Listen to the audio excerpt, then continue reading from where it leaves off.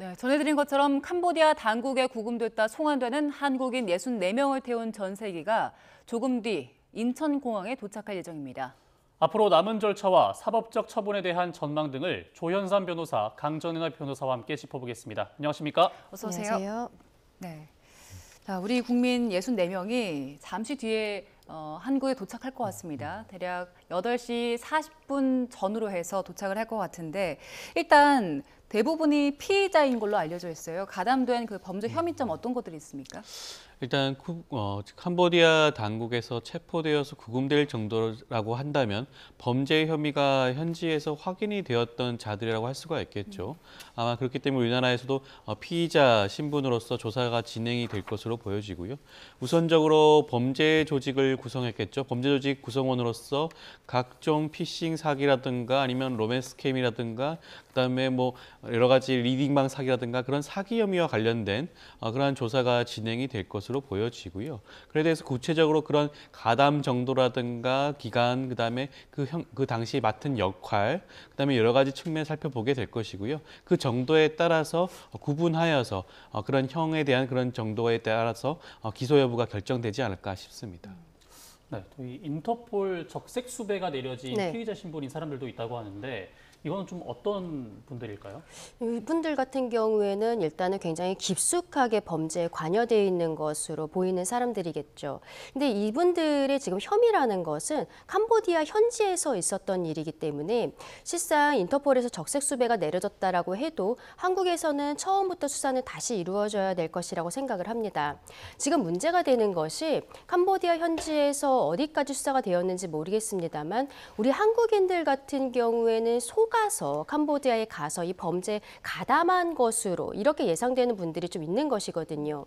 오늘 송환되시는 분들이 일단은 피해자가 아니라 피의자 신분, 그러니까 범죄를 했다라고 혐의점이 있는 분들이긴 합니다만 이분들에 대해서 한국에서 수사를 하다 보면은 어쩔 수 없이 수사에 강제적으로, 그러니까 이제 이 범죄에 가담을 한 것으로 보이는 사람들도 있을 수 있습니다. 그렇다면은 적색 수배라고 지금 이야기가 되고 있습니다만 어떠한 형이라든지 이런 것에 있어서는 한국에서의 수사 처리 절차에 따라서 조금 더 이루어지게 되지 않을까 싶습니다. 그럼 국내로 들어와서는 그 송환된 송환자들이 네. 이게 원래 범죄인지 알았는지 그 인지 여부에 대해서도 조사하는 게 중요하겠네요. 그렇죠. 이제 인천공항을 통해서 들어온 다음에 이분들 각자의 관할 수사기관들로 이제 흩어지게 될 것이라고 생각을 합니다. 그래서 거기에서 이제 수사가 본격적으로 처음에 왜 캄보디아에 가게 되었는지 계기라든지 이런 것부터 해서 그 안에서 어떤 형태의 범죄 조직이 가담이 되었었는지를 확인을 하게 될 것이라고 보이는데 일단 이분들 같은 경우에는 캄보디아 현지에서 체포가 됐던 분들이기 때문에 이분들에 대한 수사 기록이 캄보디아에 있을 거예요. 이게 공조를 통해서 한국으로 들어오게 될 것이지만 한국에서 그것을 모두 100% 믿고서 진행하는 것은 아니거든요. 우리 나름대로의 수사력을 가지고 조사를 하게 되는데 아무래도 캄보디아 측에서는 범죄 연루, 그 상황에 대해서만 확인을 하고 이분들이 어떠한 형태로 가게 되었는지에 대해서는 조사가 조금 미비하지 않을까라고 많은 국민들께서 생각을 하실 것 같습니다. 예. 그런 부분들에 대한 조사들이 이루어지게 되지 않을까 싶습니다. 예, 말씀드린 그런데 것처럼 그 피해자 신분으로 들어오는 거기 때문에 자진 귀국을 거부하는 경우도 있었다고 하거든요. 그럼 송환 절차가 어떻게 진행된 겁니까? 우리나라 측에서 이 부분에 대해서 적극적으로 송환 요청을 한 것으로 보여집니다. 우리나라의 경우에는 현실적으로 외국인이라고 하더라도 국내에서의 그런 법적인 처벌을 받고 난 다음에 자국으로 귀국 조치하는, 추방 조치하는 경우가 많은데요. 이번 사건의 경우에는 캄보디아 당국에서 우리나라의 요청에 대해서 적극적으로 수용하는 형태로 하여 아마 추방하는 그런 형태를 띈 것이 아닌가 하는 생각이 들고요. 그렇다고 한다면 우리나라 입장에서는 이러한 피의자 신분으로 들어오게 되는 이러한 한국인들에 대해서 캄보디아 수사당국과 적극적인 협조를 통해서 현지에서 취합된 각종 증거라든가 그런 입증 자료들을 충분히 포함한 다음에 국내에서 수사를 이어갈 필요성이 있을 것 같습니다. 앞서도 말씀하셨지만 이제는 피의자 신분으로서 조사를 진행을 해야 되는데 범죄 사실과 범죄 행위가 모두 캄보디아에서 이루어졌기 때문에 현지에 있는 많은 증거들이 남아있을 가능성도 있습니다. 이 부분에 대해서 충분히 캄보디아 당국으로부터 전달받는 그러한 절차가 꼭 필요할 것으로 보여지고요. 이 부분에 대해서 국내 수사가 진행이 되고 이 부분에 대해서 아마 일부 피의자들의 경우에는 본인들이 뭐 협박이라든가 강요를 받았다라는 식으로 회피하려고 할 수도 있긴 한데 우리나라 법원의 입장은 좀 다릅니다. 아무래도 피고인들의 입장에서 그러한 주장을 한다고 하더라도 전체적으로 본인이 사기 범행에 가담하는지를 알지 못했다고 하더라도 미필적으로 인식을 한 경우에는 이러한 범죄들을 일괄적으로 인정을 하고 있거든요. 그렇기 때문에 지금 우리나라 입장에서는 캄보디아 당국으로부터 적극적으로 수사 협조를 받고 추가적으로 그런 조사를 진행한다고 한다면 이 모든 혐의에 대해서는 입증할 수가 있지 않을까라는 생각이 듭니다. 네, 그런데 일부 송환자들 가운데서는 한국에 들어오는 거를 거부했다라고 알려진 사람들도 있는데 이건 어떤 부분을 우려해서 이렇게 거부를 했다고 보십니까?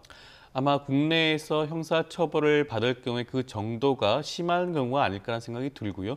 중대한 처벌이 예상되는 경우라고 한다면 캄보디아에 남아서 캄보디아 그런 사법 절차 안에서 처벌을 받는 것이 더욱더 나은 것이 아닌가라는 판단을 했을 수도 있을 것 같고요. 그리고 국내에 송환되는 경우에는 해당 그 캄보디아 현지에서 발생했던 범죄뿐만 아니라 국내에서 있었던 아직 확인되지 않은 수사가 진행되지 않은 사건들도 있을 수 있다는 생각이 듭니다. 보통 국내에서 범죄를 저지르고 난 다음에 캄보디아로 넘어가서 캄보디아 현지에서 추가적인 범행을 저질렀을 가능성도 충분히 생각해 볼 수 있거든요. 그렇다고 한다면 그들의 입장에서는 캄보디아 현지에서 있던 범죄에 대해서만 처벌받는 것이 그 처벌의 정도를 낮게 할 수가 있을 것인데 국내에 송환된다고 한다면 그 캄보디아 현지 범죄뿐만 아니라 국내에서 벌어졌던 과거 범죄까지 추가적으로 조사가 진행될 가능성도 있지 않을까 그런 점에서 우려하여 송환을 거부했던 측면도 있지 않을까 싶습니다. 예, 말씀하신 대로 만약에 그 중대한 처벌을 예상해서 좀 거부했다라고 한다면 처벌 정도가 어느 정도 되는지 그 부분도 잠시 뒤에 짚어보도록 하고요. 보도 보니까 그 송환자들이 국적기에 타는 순간, 네. 그 순간에 체포영장이 집행됐다고 하는데 어떤 과정을 거칩니까? 일단은 체포영장이 집행이 되었다는 것은 대한민국 법원에서 영장이 발부가 되었다라는 거거든요. 그렇다면은 이분들에 대한 인적 사항이라든지 범죄 혐의점에 대해서는 이번 수사 공조를 통해서 이미 한국으로 넘어온 것입니다. 그리고 앞서 말씀드린 것처럼 캄보디아에서 수사한 내용에 대해서 우리 대한민국 수사기관이 100% 믿는다고 지금 보기는 어렵습니다만 일단은 그 상황에 대해서 체포영장이 발부가 되었기 때문에 48시간 안에 지금 이분들에 대해서 석방을 할 것인지 아니면 구속영장 청구를 할 것인지 수사기관에서 수사를 통해서 빠르게 확정을 할 것이라고 생각을 합니다. 그리고 그 안에서 범죄 가담 정도가 작다라든지 좀 피해자성이 강한 분들 같은 경우에는 불구속 상태로 조사를 받게 되지 않을까라는 생각도 드는 부분들이 있거든요. 결국에는 뭐 이분들은 지금 일단은 체포영장 상태이기 때문에 한국에 들어왔을 때는 앞서 말씀드린 대로 본인들의 주소지라든지 그리고 범죄질 이런 것들의 관할로서 관할 수사기관에서 이제 흩어져서 조사를 어느 정도 받을 것이라고 생각이 됩니다. 예. 근데 이 피해자라고 이제 만약에 가정을 네. 하게 된다라고 하면은 이 피해자들은 어떤 보상을 또 받게 되는 건가요? 어떤 피해자를 말씀하시는 거죠? 이제 가담의 피의자 중에서도 피해가 심하다고 판단이 되는 피해자 중에서 만약에 보상 절차를 받는다라고 하면 그런 분들이 보상 절차를 받을 수도 있는지도 궁금하네요. 그거는 이제 가담 정도에 따라 다를 것이라고 생각을 합니다. 왜냐하면 지금 언론에서 나오는 이야기들은 캄보디아 현지에 있는 분의 인터뷰를 하니까 거기에 있는 한국인들 중에서 한 3분의 2 정도가 다리를 절고 있다. 이런 이야기들도 지금 나오고 있거든요. 예. 그러면은 강압적으로 특히 지금 뭐 보도를 보면은 그날 할당된 부분을 채우지 못했을 때 폭행을 당했다라든지 혹은 마약 같은 것을 투약을 해서 마약에 중독된 상태를 만들어서 이 범죄 조직으로부터 떠날 수 없게 했다라는 보도들이 잇따르고 있는 것입니다. 그럼 이분들 같은 경우에는 이제 결국에는 한국에 있는 새로운 사람들을 뭐 끌어낸다라든지 돈을 빼내는 데 있어서는 가해자가 되지만 이 안에서는 피해자일 수도 있거든요. 근데 이분들에 대해서 형사적으로 어떤 피해 보상 조치가 나간다는 것은 지금으로서는 조금 생각하기 어려운 부분들일 수 있고 그리고 이게 만약에 민사적으로 문제 제기를 한다면 지금 캄보디아에 있는 그 중국인 범죄 조직들 여기에 대해서 또 문제 제기를 해야 되는데 현실적으로 그게 가능할지도 조금 의문이 있는 지점입니다. 예, 지금 언급해주신 그 다리를 저는 사례, 그게 이제 네. 저희가 단독으로 다뤘던 보도인데, 이렇게 다리를 절고 있는 상태, 그 피해를 입은 상태 송환자들이 들어온다면 일단 치료를 먼저 거칩니까? 아니면 먼저 일단 조사부터 받게 되는 겁니까? 일단 송환되고 있는 비행기 안에도 지금 의료진이 탑승을 했다고 하죠. 즉각적인 치료 조치가 필요한 피의자들의 경우에는 아마 비행기 내에서부터 아마 조치가 취해지고 있지 않을까라는 생각이 들고요. 수사 단계에서 수사를 받기 힘들 정도의 그런 건강 상태라고 한다면 그 부분에 대해서라고 한다면 치료를 우선적으로 받은 다음에 조사가 진행될 가능성도 있습니다. 아마 여러 가지 측면을 살펴볼 것이고요. 아마 구체적으로 여러 가지 진단서라든가 소견서가 있는 경우에는 그러한 절차를 통해서 진행될 가능성도 있지 않을까 생각이 들고 그렇지만 앞서 말씀하신 것처럼 보행이 불편한 정도다라고 한다면 그 정도로 수사를 멈출 가능성은 좀 낮다고 보여집니다. 충분히 앉은 상태에서 수사가 진행이 될 수가 있기 때문에 그 부분보다는 오히려 더욱더 심각한 그런 건강 상태를 보였을 경우에 수사가 중단될 가능성이 있지 않을까 싶습니다. 네, 이 송환되는 한국인 범죄자를 인도하기 위해서 아까 의료진도 타고 있다는 말씀을 해주셨는데 경찰도 200명 넘게 같은 비행기를 타고 있는 것으로 알려지고 있지 않습니까? 이렇게 대규모 범죄 인원을 한꺼번에 송환하기 위한 이런 일이 흔하게 볼 수 있는 일이라고 볼 수 있나요?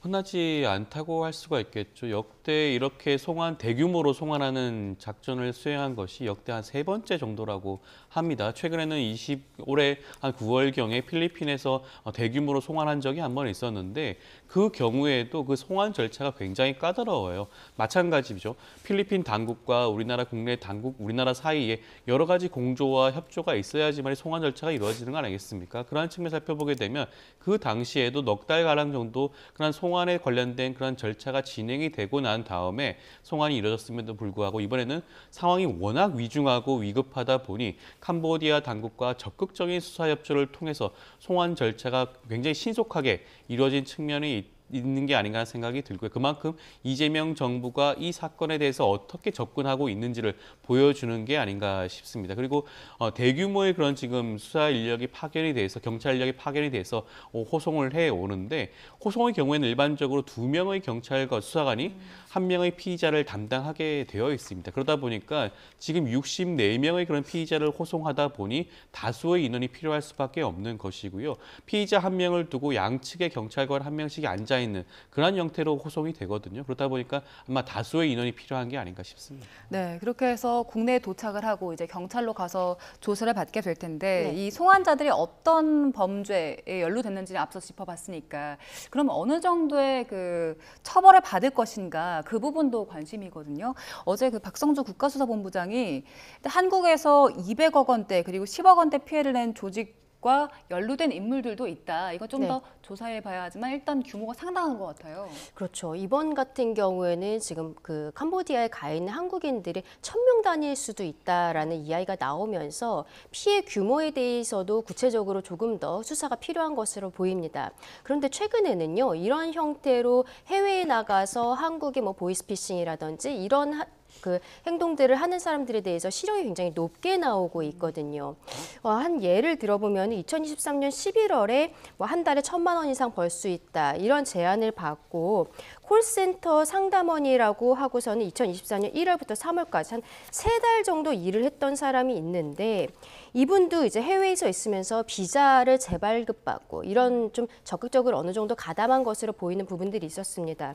근데 징역 4년이 나온 거예요. 그러니까 이 정도만 돼도 4년형이 나오고 그리고 만약에 그 과정에서 번역을 한다라든지 이렇게 조금 더 적극적으로 들어간 사람들, 꼭 필요한 사람들이라고 해야 될까요? 이런 사람들 같은 경우에는 징역 5년 6월을 받은 사람이 있습니다. 번역 업무를 한 사람들이. 예.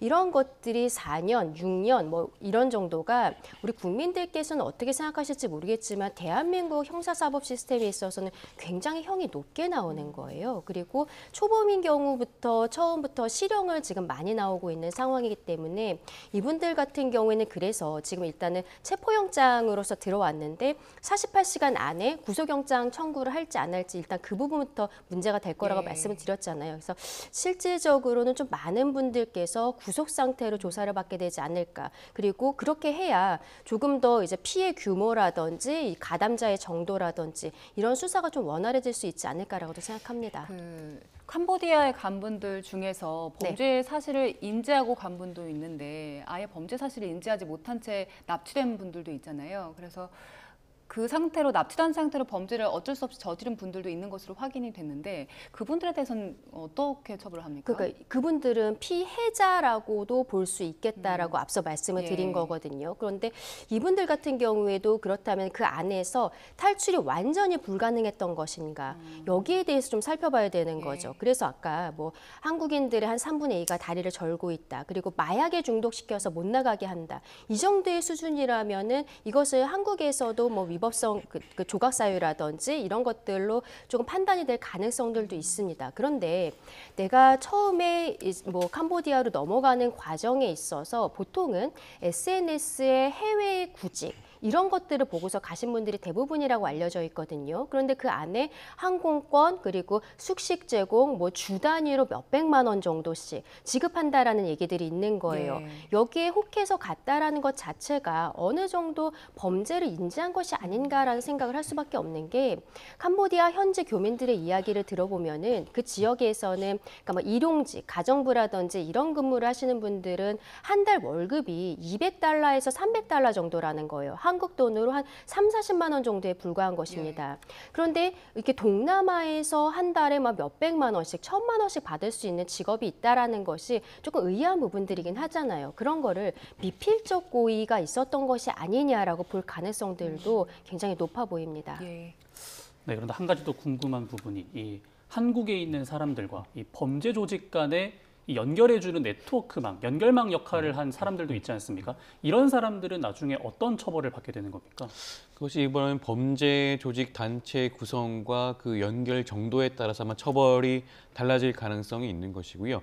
사기 혐의로 본다면 사기 혐의에 어느 정도로 구체적으로 가담을 했는지를 따져보게 될 텐데 보통 모집책이라고 하는 경우에도 중형이 일반적으로 예상이 된다고 할 수가 있겠습니다. 모집책을 통해서 어떻게 보면 가해자를 모집을 할 뿐만 아니라 그러한 가해자들이 새로운 피해자를 양산하는 거 아니겠습니까? 중요한 핵심적인 역할을 하기 때문에 어느 정도는 중형을 피할 수 없다라는 생각이 들 수가 있겠고요. 그런 모집책들뿐만 아니라 이런 보이스피싱과 로맨스 스캔과 같은 이런 주식 리딩방 사기 같은 각종 사기의 범죄의 경우에는 굉장히 층위가 다양합니다. 총책이 있을 뿐만 아니라 그 총책 아래에는 여러 가지 모집책, 수거책, 여러 가지 측면에 살펴볼 수 있는 그런 가담의 정도가 있다고 할 수가 있겠거든요. 그 가담의 정도에 따라서 아마 법원이 판단할 수밖에 없을 것으로 보여지고요. 저는 앞서도 말씀을 드렸지만 물론 협박과 강요를 받아서 물론 고문을 당해서 이러한 범죄 혐의에 가담을 했다라고 한다면 뭐 범죄의 그런 그 가담 정도에 따라서 살펴봤을 때 피의자 신분, 피고인 신분을 벗어날 수는 있을 것으로 보여집니다. 우리 형법상으로 보게 된다면 강요된 행위에 대해서는 처벌하지 않도록 되어 있긴 하거든요. 그렇지만 일반적으로 보이스피싱과 관련된 사기 사건의 그런 형사 사건을 살펴보게 되면 앞서도 말씀을 하셨지만 미필적으로라도 이러한 사기 혐의, 사기에 대해서 가담한다는 것을 인식할 정도가 된다고 한다면 이러한 부분들이 포괄적으로 폭넓게 범죄 혐의가 인정되곤 합니다. 그렇기 때문에 아마 다수의 한국인들이 지금 캄보디아까지 넘어가서 이러한 범죄에 가담을 했다고 한다면 상당 부분에 있어서만큼은 그 범죄가 인정이 될 가능성이 높지 않을까 싶습니다. 네, 오늘 송환되는 이 64명 인원 외에 캄보디아에는 지금 또 많은 사람들이 있는 것으로 알려지고 있는데 아까 뭐 모집책이라든지 다른 그런 피의자의 신분을 가지고 있는 그런 사람들을 귀국시키려고 하면은 어떤 절차가 앞으로 좀 필요하다고 보십니까?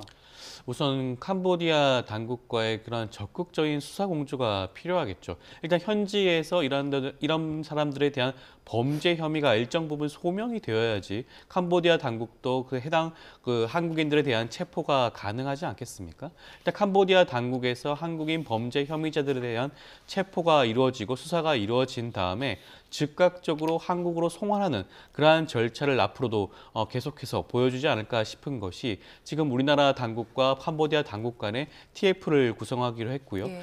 우리는 한국인들의 경우에는 체포된 즉시 한국에게 이 부분을 통지하는 것으로 협의가 되어 있다고 합니다. 어떻게 보면 이것이 과거 우리가 뭐 코리안 데스크라고 해서 한인의 그런 우리나라 외국에 거주하는 한국인들의 범죄를 현지 당국과 함께 수사를 할 수 있는 코리안 데스크 얘기를 많이 했는데 그 코리안 데스크보다 한 단계 더 나아갔다고 할 수가 있는 겁니다. 즉각적으로 캄보디아 수사당국과 한국이 수사를 공조할 수 있고 협조할 수 있는 그러한 체계를 갖췄다고 할 수가 있는 것이고요. 그렇다고 한다면 다른 나라들에 비해서 캄보디아의 경우에는 즉각적으로 송환될 수 있는 가능성이 높지 않을까 싶습니다. 그 한국이랑 캄보디아가 합동대응 TF 만든 거 네. 그 현지에서 구체적으로 어떻게 실행이 될까요? 뭐 수사 관할권 같은 문제도 있을 것 같은데. 그렇죠. 근데 지금 문제는 코리안 데스크를 원래 설치를 하겠다라고 네. 우리 정부에서 이야기를 했었는데 그것은 한국에 있는 경찰들이 캄보디아에 가서 거기에서 직접 수사를 하겠다라고 예. 했었던 것입니다. 근데 그 부분은 결국에는 캄보디아 정부에서 협조를 해야 되는 거예요. 수사권은 기본적으로는 캄보디아 정부에 있는 것이기 때문이죠. 근데 이번에 코리안 데스크 설치는 무산이 되고 TF 형태로 진행을 하게 되었다라고 이야기를 하지만 구체적인 내용에 대해서 아직 정부에서 발표하지는 않고 예. 있거든요. 이것은 우리 경찰이 직접 가서 수사를 하는 것에 대해서는 캄보디아 측에서 좀 막고 있는 것이 아닌가라는 좀 개인적인 생각이 듭니다. 그리고 문제는 지금 캄보디아에 있는 범죄 단체들에 대해서 우리나라 언론들이 찾아가 보니까 이미 도망가고 없는 거예요. 그리고 캄보디아 내에서도 한국인들에 대한 문제들이 굉장히 크게 그 언론에 보도가 되다 보니까 이들이 그 근방에 있는 다른 나라로 가고 있다라는 네. 보도들이 나오고 있거든요. 그럼 이렇게 되면은 더 이 한국인들을 송환하는 과정들이 어려워질 수 있는 것이죠. 캄보디아를 넘어서서 그 근처에 있는 뭐 베트남이라든지 다른 나라들과도 공조를 해야 되는 것인데 지금 우리 정부가 나름대로 노력은 하고 있습니다만 속도감에 있어서는 좀 아쉬운 것이 아닌가라는 생각도 듭니다. 예, 지금 변호사님 지적해 주신 것처럼 그 캄보디아 당국에서 그 범죄 수사에 대해서 어느 정도 좀 막는 게 아니냐 이런 의혹이 제기되는 것도 사실입니다. 그 한국 경찰들이 가서 실질적으로 공조가 제대로 될 수 있겠습니까? 사실 우려되는 지점이 그런 부분일 수도 있죠. 지금 현지 거론되고 있는 범죄 조직의 배후로 지목되고 있는 뭐 프린스 그룹 같은 그런 재계 그룹도 있지 않겠습니까? 프린스 그룹 같은 경우에는 전직 총리죠. 훈센 전 총리의 그런 후원자이자 고문 역할도 하고 있다라는 그런 보도도 나온 바가 있습니다. 그리고 미국과 영국에서는 초국가적인 범죄 조직이다라고 지정을 해서 각종 제재를 실행하겠다라는 그런 발표까지 할 정도입니다. 어떻게 보면 이러한 범죄 조직이 단순한 그런 범죄 단체로만 머무는 것이 아니라 정계와 재계에 깊숙하게 침투되어 있는 것이 아닌가라는 그런 우려를 할 수밖에 없겠죠. 그렇다고 한다면 과연 캄보디아 당국이 적극적으로 이러한 범죄 단체와 범죄 조직을 수사하려는 의지가 있을 것인가에 대한 걱정을 할 수밖에 없습니다. 예. 그렇기 때문에 저는 이번에 양국 간의 TF를 구성하는 것이 긍정적인 신호라고 보여지는 것이 코리안 데스크의 경우에는 어떻게 보면 우리나라 국내 수사관을 현지에 파견시켜서 수사 단계를 같이 한다고 할 수가 있는 것이고요. TF의 경우에는 그 단계를 어떻게 보면 격상시켰다고 할 수가 있는 겁니다. 더욱 높은 단계에서 수사 공조와 수사 협조를 진행할 수가 있는 것이고요. 각종 수사 진행 상황을 공유할 수 있다. 수사 정보를 즉각적으로 확보할 수 있다는 측면에서 살펴보게 되면 조금 더 캄보디아 당국을 압박할 수 있는 그러한 방법이 아닐까라는 생각이 듭니다. 예. 지금까지 일단 그 TF에 대해서 들어온 내용 보면 김진아 차관이 네. 일단 양국 경찰관이 수사 과정에서 정보 그리고 증거를 공유할 것이다 정도 밝혔거든요. 네. 이거 현지에서 공유 안 해주면 우리 할 수 있는 조치 어떤 게 있을까요? 그렇죠. 정보 공유를 하겠다라고 이야기하지만 우리가 수사 자체를 함께 들어가는 것과는 좀 결이 다르기 때문에 바로 그 지점에 있어서 아쉬움이 있다라고 말씀을 드리는 겁니다. 지금 범죄 단체들이 해외로 나가는 것 같다, 캄보디아를 벗어나는 것 같다라고 지금 보도가 나오는 과정에서 사실상 그 캄보디아 경찰이 연루되어서 이러한 정보들을 미리 범죄 단체들에게 주고 있는 것이 아닌가라는 이야기들도 나오고 있는 거거든요. 예. 좀 아까 조 변호사님 말씀해 주신 것처럼 지금 뭐 프레스 그룹이라든지 이런 데들은 캄보디아의 정계와도 연결이 되어 있다라고 알려지고 있습니다. 이러한 상황에서 우리가 뭐 캄보디아의 그 수사 상황에 대해서 폄훼하는 것은 아닙니다만 정말로 우리에게 100%의 정보를 주는 것인가 여기에 대해서는 의문점이 있을 수밖에 없는 것이죠. 그리고 우리 정부에서도 그러한 부분들에 대한 걱정이 있기 때문에 직접 가서 수사를 하는 코리안 데스크를 설치하겠다라고 이야기했던 것이 아닌가라는 생각도 듭니다. 예. 그래서 이 부분에 있어서는 우리가 외교적으로 직접 수사할 수 있는 권한에 대해서 더 강하게 요구를 해야 되는 것이 아닌가라고 생각합니다. 예, 지금 저희가 보여드리고 있는 화면이 이 시각 인천공항의 상황인데요. 일단 캄보디아에서 구금됐다 송환되는 그 한국인들 태운 전세기가 도착하는 시간은 대략 8시 40분 전후로 알려져 있습니다. 그러니까 한 25분 전후 정도면 이제 송환자들이 도착할 것으로 보이는데 아직은 지금 공항 모습은 한 사람 모습인 것 같고요. 지금 많이 모여 있는 그 사람들은 아마도 취재진일 것으로 추정이 됩니다. 저희가 앞서 말씀드린 것처럼 64명 대부분이 기본적으로 그 사기 범죄의 혐의자이기 때문에 탑승한 순간부터 체포영장이 적용됐고요. 한국에 들어오면 바로 경찰로 이동해서 조사를 받을 것으로 보입니다. 자, 저희가 앞서 그 정부가 캄보디아 정부와 함께 공동대응 TF를 만들 것이다. 그런데 이게 과연 실효성이 있을 것인가 이런 이야기 나누고 있었는데 결국에 이거 우리 정부가 외교적으로 조금 더 힘써야 되는 거 아닙니까? 일단 앞서도 계속 말씀을 드렸지만 1차적인 수사 권한은 캄보디아 당국에 있겠죠. 캄보디아 내에서 벌어진 일이다 보니 아무리 우리 코리안 데스크가 설치가 된다고 하더라도 캄보디아 측의 협조가 없다고 한다면 수사가 진행되지 않을 수밖에 없을 겁니다. 그렇기 때문에 우리나라 입장에서는 캄보디아 측에다가 이 부분에 대해서 적극적으로 협조를 요청할 수밖에 없다. 근데 이런 TF 구성이 저는 이른 시일에 이루어진 것으로 봤을 때는 네. 캄보디아 입장에서도 한국과의 여러 가지 관계, 지금 뭐 사실 ODA라든가 여러 가지 측면에서 그냥 경제 협력이 있지 않겠습니까? 그런 측면을 고려하지 않을 수가 없는 것이 아닌가라는 생각이 들 수밖에 없을 것으로 보여지고요. 지금 이재명 정부가 캄보디아에서 벌어지고 있는 한국인을 대상으로 하는 각종 범죄에 대해서 적극적으로 대응하겠다는 그런 입장을 분명히 밝히고 있고 그러한 것들이 행동으로 보여지고 있기 때문에 캄보디아 당국 입장에서도 이 부분을 대해서 소홀히 대하기는 쉽지 않지 않을까 하는 생각이 들고요. 그렇다고 한다면 이번 TF 구성을 통해서 적극적인 수사 공조와 정보 공유가 이루어질 수도 있고 예. 추후에 있을 각종 범죄에 대해서 적극적으로 대응할 수 있는 그런 가능성도 더욱더 높아지고 있는 게 아닌가 싶습니다. 네.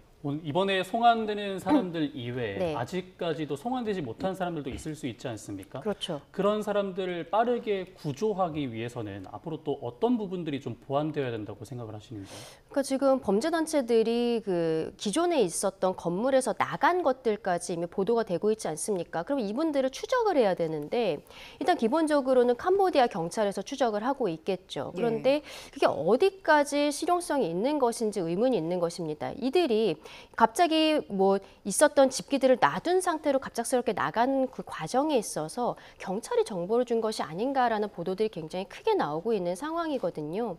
이들이 숨어버렸을 때는 찾기가 어려운 부분들이 있고 이번에 송환되는 분들 같은 경우는 이미 기존에 체포가 되어 있었던 사람들이기 때문에 사실상 저는 어떻게 보면 보여주기식이 아닌가라는 생각도 듭니다. 우리 국민들께서는 어떠한 피해자 형태로 가 계신 분들에 대해서 빠르게 구출해와야 되는 것이 아닌가라는 생각이 드는 부분들이 분명히 있는 거거든요. 예. 근데 이번에 오시는 분들 같은 경우에는 이미 체포가 되었다라는 것은 피해자라기보다는 피의자, 그러니까 범죄자에 가까운 분들이 아니냐라는 생각들이 들 수밖에 없는 것이죠.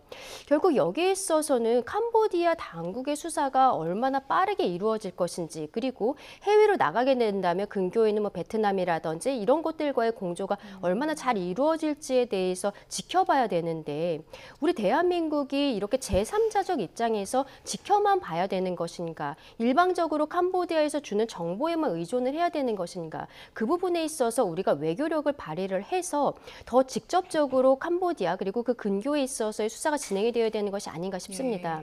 이번에 그 한 여성분의 그 사망 사고도 언론에 크게 보도가 되었는데 이분 같은 경우에는 베트남에서 돌아가신 거예요. 그러니까 캄보디아와 가까운 국경 쪽이었습니다만 결국에는 사체가 발견된 부분은 그 베트남이었습니다. 그러니까 이미 캄보디아와 베트남을 왔다 갔다 하고 있었던 것이 아닌가라는 생각이 들고 그 여성 같은 경우에는 약물 중독으로 사망했을 가능성이 높다라고 또 보도가 나오고 있는 거거든요.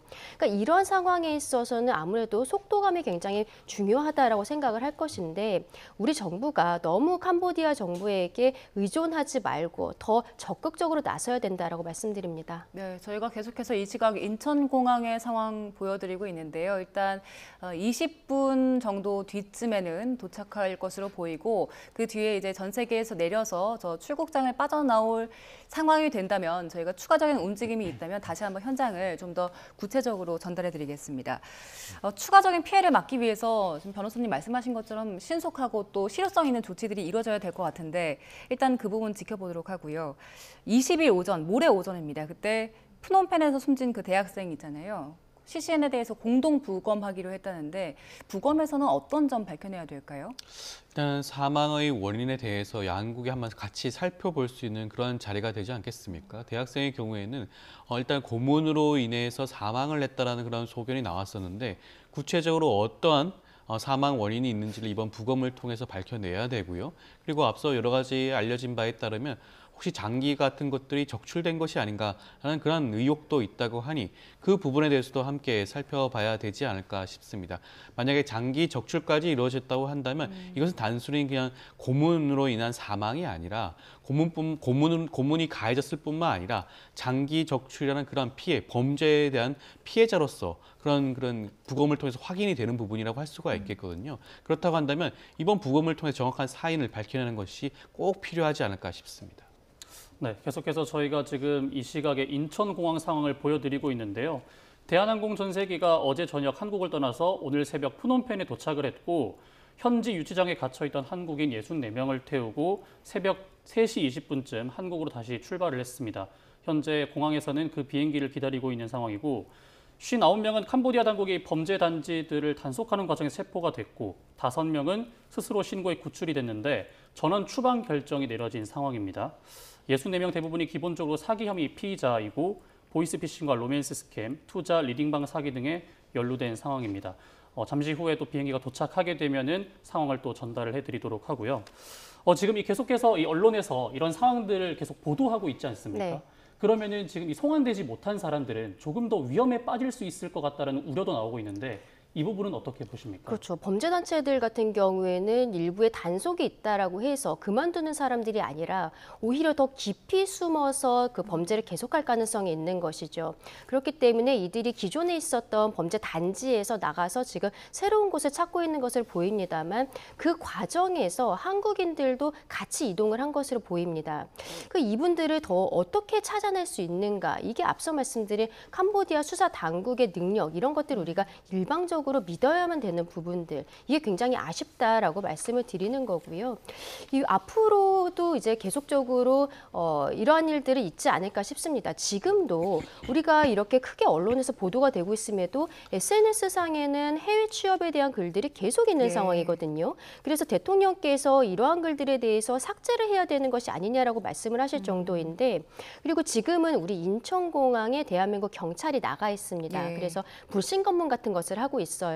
혼자서 이제 젊은 남성이 해외로 출국을 하는 것을 보인다. 그러면 간단하게 물어보는 거죠. 왜 나가는 것인가? 그리고 이런 과정에 대해서 물어봤을 때 제대로 답변을 하지 못한 사람에 대해서는 지금 심층 면접을 하고 있습니다. 그래서 언론에 보도된 바에 따르면 한 30대 남성 같은 경우에는 텔레그램으로 알게 된 동생이 항공권을 보내줬다. 근데 나는 그 동생을 한 번도 본 적이 없다. 그리고 캄보디아에 가서 무엇을 할지 정확하게 대답을 못했다는 거예요. 거예요. 근데 이게 지금으로서는 우리 경찰들이 강제적으로 제지할 수는 없습니다. 설득을 해서 출국하지 않도록 이런 형태로 제지를 해야 되는 상황이거든요. 그러니까 이런 형태로 지금 진행이 되고 있다는 것은 아직도 캄보디아에서 계속적으로 한국인을 모집하고 있다라고 생각을 할 수밖에 없는 것이죠. 그러면 이분들에 대해서 수사를 하면서 그 과정에 있어서 연결이 되어 있는 사람들을 찾아내야 되는 부분들도 있는데 이게 대부분 또 텔레그램을 통해서 연락을 하고 있는 거예요. 근데 텔레그램 같은 경우에는 발신한 사람에 대해서 찾기가 굉장히 또 어려운 부분들이 있습니다. 그래서 더 국제적인 수사 공조가 필요한 것인데 조금 답답한 부분이지만 더 해외로 더 꼭꼭 숨기 전에 우리가 조금 더 속도감 있게 수사를 해야 되는 것이 아닌가 싶습니다. 그 말씀하신 국가들, 더 퍼져나가는 국가들이 뭐 베트남, 미얀마 네. 이런 국가들이잖아요. 사실 더 우려가 되는 게 사실입니다. 그렇죠. 잡기가 더 어려울 것 같거든요. 이 국가들 인터폴 공조 제대로 되는 나라입니까? 사실상 뭐 그 공조 대상이기는 하지만 쉽지는 않다라고 생각이 들고 또 문제는 캄보디아에는 좀 대규모로 있었던 것으로 알려지고 있거든요. 예. 우리가 수사를 할 때 어떤 범죄 자체를 찾아내는 것에 있어서 오히려 대규모로 같이 있을 때 찾기가 쉽습니다. 그런데 소수로 나눠져 있을 가능성이 높아요. 퍼져 지금은 있으면. 그렇죠. 이들이 수사가 들어오고 있다라는 정보를 취득을 하고 지금 도망을 간 것으로 보이는데 그러면 원래 같이 있었던 것처럼 대규모보다는 찾기가 어렵게 소규모로 여러 군데로 나눠 있을 가능성이 있거든요. 그렇게 하면서 다른 해외로 나가게 됐을 때는 더 수사하기가 어려워지지 않을까라고 생각합니다. 네. 그 우리가 공조를 해야 되는 대상 국가들이 늘어나게 되면 조사도 송환도 더 어려워지기 때문에 이 사태가 좀 심각해지기 전에 우리나라가 먼저 좀 선제적인 조치해야 되는 거 아닙니까? 그렇죠. 그러한 부분들이 적극적으로 우리나라가 개입을 해야 될 필요성은 분명히 있습니다. 지금 캄보디아에 있는 범죄 단지에 있는 범죄 조직들이 지금 대부분 도피한 상황이라고 하죠. 그렇다고 한다면 지금 동남아시아의 경우에는 사실 국경이 다 맞닿아 있지 않습니까? 예. 각 국경 지대에는 전반적으로 치안이 굉장히 불안정하다고 알려져 있습니다. 그렇기 때문에 아마 그런 지역으로 숨어들었을 가능성이 굉장히 높다고 보여지고요. 그 지역에서 다시 한번 범죄 조직을 구성하고 새로운 또 범죄 행위를 시작할 가능성도 굉장히 높아 보입니다. 그리고 지금 현재 감금되고 구금된 피해자로 추정이 되는 한국인들의 경우에는 아마 이번에 도피 행각을 하면서 데려갔을 가능성이 굉장히 높겠죠. 왜냐하면 지금 이대로 그냥 풀어주게 된다고 한다면 본인들의 그 인적 사항이라든가 범죄 행위라든가 여러 가지 구체적인 사연들이 수사 당국을 통해서 드러나지 않겠습니까? 그렇다고 한다면 아마 지금 현재 여전히 구금당한 상태에서 협박과 강요를 받아가면서 한국인들이 그 범죄 조직 안에 남아 있을 가능성이 굉장히 높고 그러한 분들이 지금 단지 지금 있는 캄보디아뿐만 아니라 이웃에 있는 베트남이라든가 미얀마라든가 태국이라든가 이런 나라로 지금 퍼져가고 있다라는 측면을 살펴보게 되면 우리나라 입장에서는 이런 적극적인 외교력이 필요할 수밖에 없는 상황이라고 할 수가 있겠고요. 예. 단지 캄보디아에만 국한되지 말고 지금 인근 국가들, 동남아에 있는 인근 국가들과 함께 이러한 부분들에 대해서 적극적인 수사 협력과 공조 체계를 조속히 구성하는 것이 필요하지 않을까 싶습니다. 인접국들로 퍼져나가고 있다라고 말씀을 해주셨는데 그런데 지금 캄보디아와도 저희가 공조가 좀 어려운 상황이지 않습니까? 그럼 인접국인 베트남이나 뭐 미얀마 같은 나라는 공조가 좀 원활한 나라라고 볼 수 있을까요? 그렇게까지 또 표현할 수 있을까 싶습니다. 지금까지 우리나라가 적극적으로 그런 수사 협조와 공조 체계가 갖춰져 있다고는 그냥 판단하기가 좀 쉽지가 않을 것 같고요. 이번 캄보디아 사태를 계기로 해서 우리 당국 입장에서도 동남아시아 지역에 있는 국가들과의 관련된 이런 각종 범죄와 관련된 수사 공조와 협조에 대한 체계를 완비할 필요성이 있지 않을까 싶습니다. 아마 이것은 우리나라에 남겨진 하나의 과제라고 생각이 들 수가 있는 부분이고요. 이번 하나의 그런 사건으로 종결될 가능성은 저는 낮다고 보여지고요.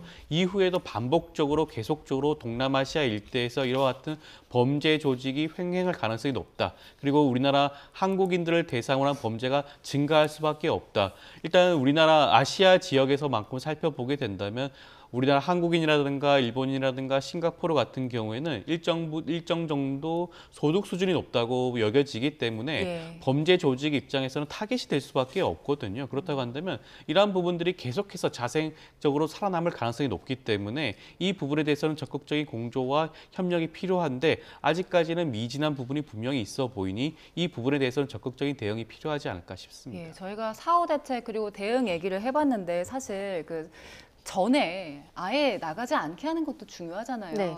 네, 요즘에 관련 보도들이 굉장히 많이 나오고 있는 상황인데 그 캄보디아 구인 광고 글들이 여전히 올라오고 있다고 하더라고요. 피해가 심각한 걸 인지할 수 있는데 계속해서 이게 사람들이 이렇게 나가게 되는 이유는 어디에 있다고 보세요? 아무래도 한국에서의 취업이 힘들다라든지 약간 일확천금을 꿈꾸고 있는 것이 아닌가 싶습니다.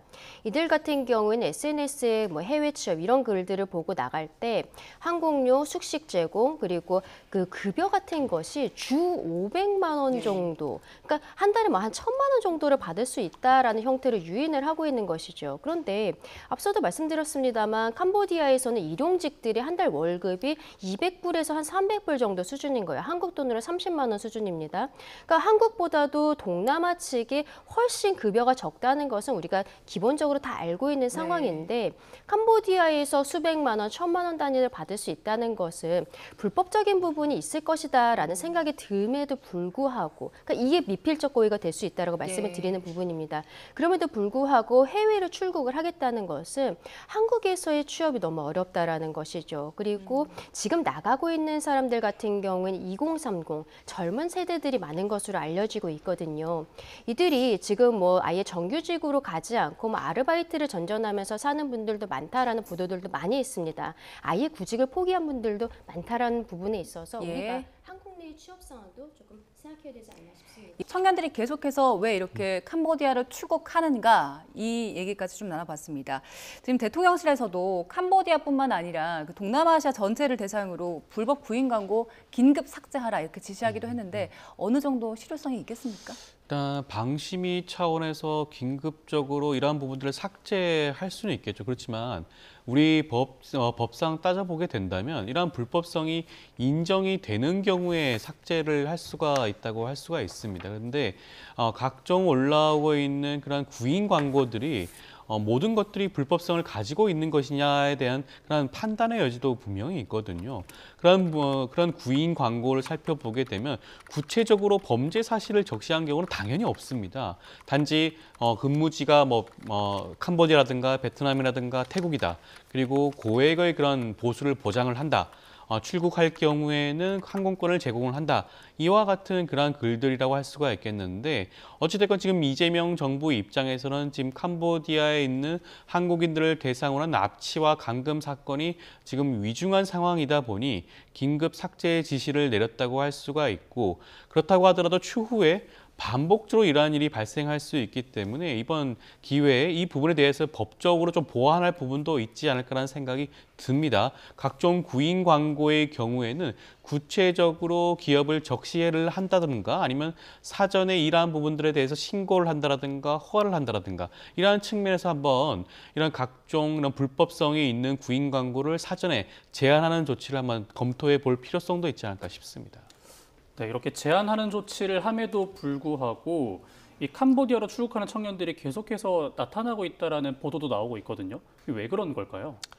그 부분이 좀 우려되는 지점이라고 할 수가 있겠는데요. 이런 것들이 추후에 본인이 피해자라고 주장을 한다고 하더라도 법원에서 받아들여지지 않을 가능성이 굉장히 높은 겁니다. 앞서도 지금 변호사님께서 말씀을 하셨지만 동남아에서 근무를 하면서 월 500에서 1,000만 원 그 이상의 그런 수입을 얻을 수 있다는 것은 사실상 상정할 수가 없는 이야기라고 할 수가 있거든요. 그렇다고 한다면 본인이 적극적으로 범죄 사실에 대해서 이를 인지하고 가담을 하지 않았다고 하더라도 충분히 알 수가 있는 부분이라고 할 수가 있겠습니다. 그렇다고 한다면 이러한 사실을 미필적으로도 인지한 상태에서 캄보디아라든가 동남아로 이동을 하여 그 범죄 조직에 가담을 했다라고 보여지기 때문에 처음에는 피해자의 그런 위치에서 이러한 수사가 진행이 될 수는 있지만 결과적으로 봤을 때는 다른 범죄 조직 구성원과 동일하게 처벌될 가능성이 높기 때문에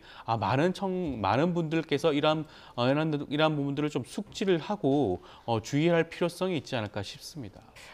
아까보다는 공항 상황이 좀 더 활기차다고 해야 될까요? 소란스러워진 것 같아요. 어떻게 보십니까? 그렇죠. 아무래도 경찰들이 그 호송 과정에 있어서 또 관여를 해야 되기 때문에 나와 있는 것으로 보이고, 그리고 아마도 지나가는 모습이라도 보고 싶은 가족분들도 좀 나와 계시지 않을까라는 생각도 듭니다.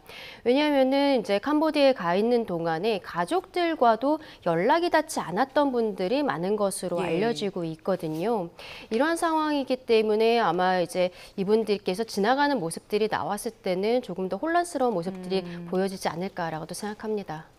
네, 아까 조금 전 저희가 취재 기자를 연결을 했을 때 경로에 이어지는 주차장에는 현재 경기 북부청과 충청남도청으로 갈 호송 차량들이 여러 대 와 있다고 전해줬었거든요. 이렇게 특정 경기 북부청이랑 충청남도청으로 갈 이유가 있는 건가요?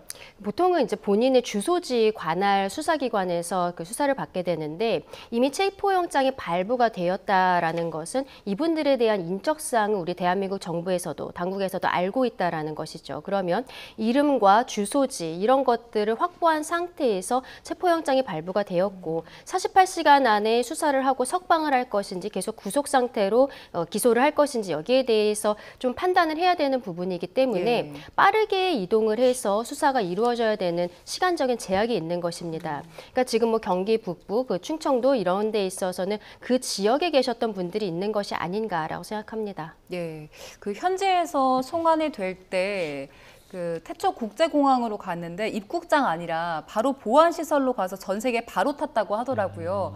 오늘 나올 때는 이 출국장을 거칠까요? 어떻게 나올까요? 그래서 일단은 일반인들과 동선이 겹치지 않은 방향으로 진행될 가능성이 높지 않을까 싶습니다. 인원이 다수일 뿐만 아니라 그 범죄 혐의도 위중하기도 하고요. 지금 각종 취재진들까지 현장에 나와 있는 상황에서 굉장히 혼잡한 상황이라고 할 수가 있겠죠. 이런 여러 가지 측면에서 안전 상황을 고려한다면 그러한 동선이 겹치지 않게 최소화하는 그런 방향으로 진행이 될 가능성이 높지 않을까 싶습니다.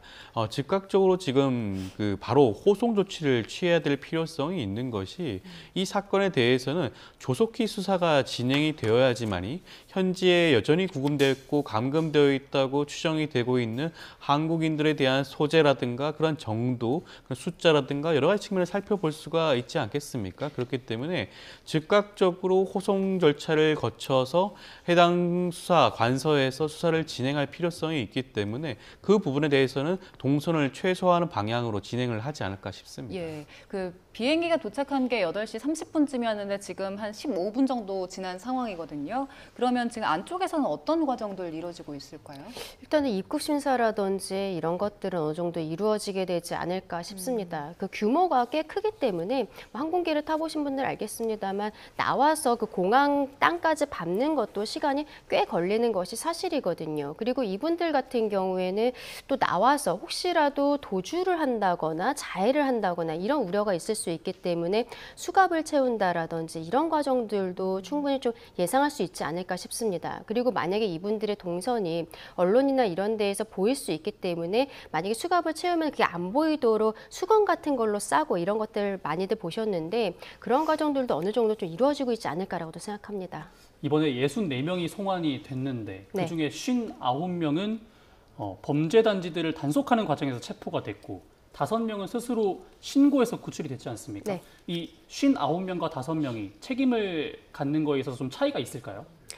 근데 이 5명 같은 경우에도 모두 포함해서 지금 64명이 모두 피의자 신분이다라고 우리 정부에서 이야기를 하고 있는 것을 보면은 스스로 신고를 해서 구출해달라고 이야기한 분들도 당시 캄보디아에서는 범죄에 연루가 되었던 분들로 보이거든요. 그래서 이분들에 대한 신분에 있어서는 기존에 캄보디아에서 체포가 되었느냐 안 되었느냐 정도의 수준이지 범죄 혐의에 있어서는 모두 어느 정도 인정이 됐기 때문에 대한민국 법원에서 체포영장이 모두에게 발부된 것이 아닌가 싶습니다. 예, 저희가 계속해서 인천공항 입국작 상황을 전해드리고 있는데요. 그 캄보디아에 구금된 한국인들을 태운 전세기가 오전 8시 30분쯤에 인천공항에 도착을 했고요. 입국 소속을 밟는데 1시간 정도가 걸릴 것으로 보입니다. 앞서 강전혜 변호사 짚어주신 것처럼 수갑을 찬 채 입국장으로 이동을 할 것으로 보이고요. 그 이유는 64명 대부분이 범죄 혐의자이기 때문입니다. 그 캄보디아에서 기내 그 비행기에 탑승한 직후에 바로 기내에서 체포가 된 것으로 확인이 됐고요. 이제 오늘 도착해서는 입국 소속 1시간 정도를 거친 뒤에 수갑을 찬 상태로 입국장으로 이동을 할 것으로 보입니다.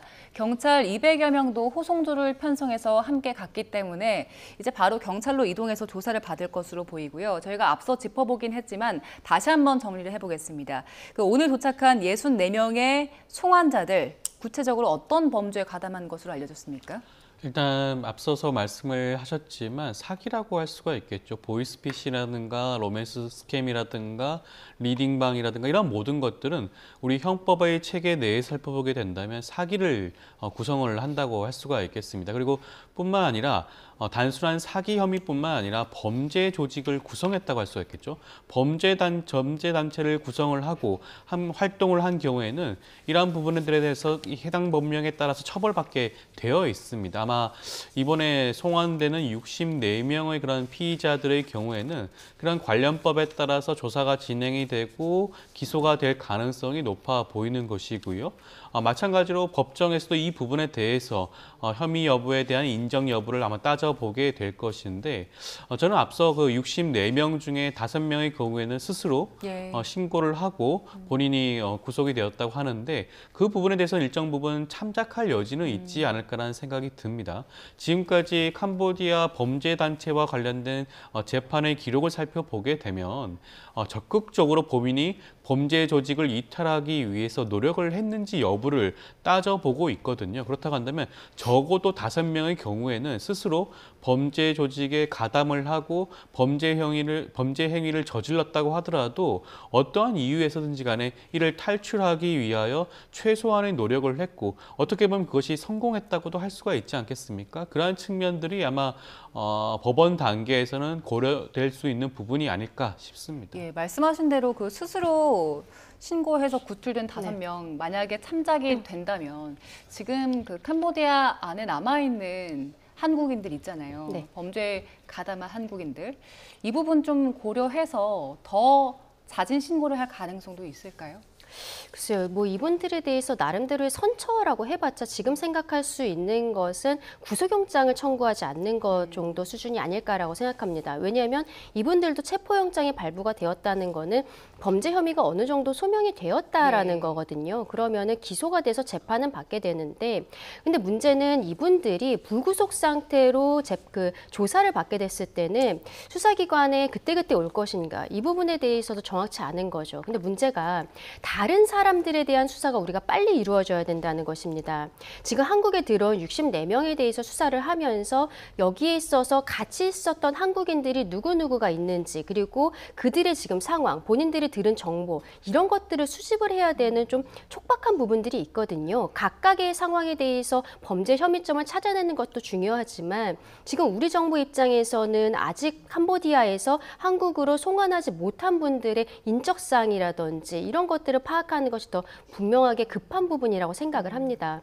그래서 이러한 부분에 있어서는 아마도 저는 그쪽에서 이미 체포가 됐던 분들 같은 경우에는 한국에서도 구속영장이 발부가 돼서 조금 더 신속하게 수사와 그 상황에 대한 그 조사가 이루어질 것이라고 생각을 하고 이분들 5분들, 그러니까 자신들이 신고를 한 부분들에 있어서는 뭐 기소는 되겠습니다만 뭐 구속이 되지 않는 정도 수준에 이르지 않을까 생각합니다. 예.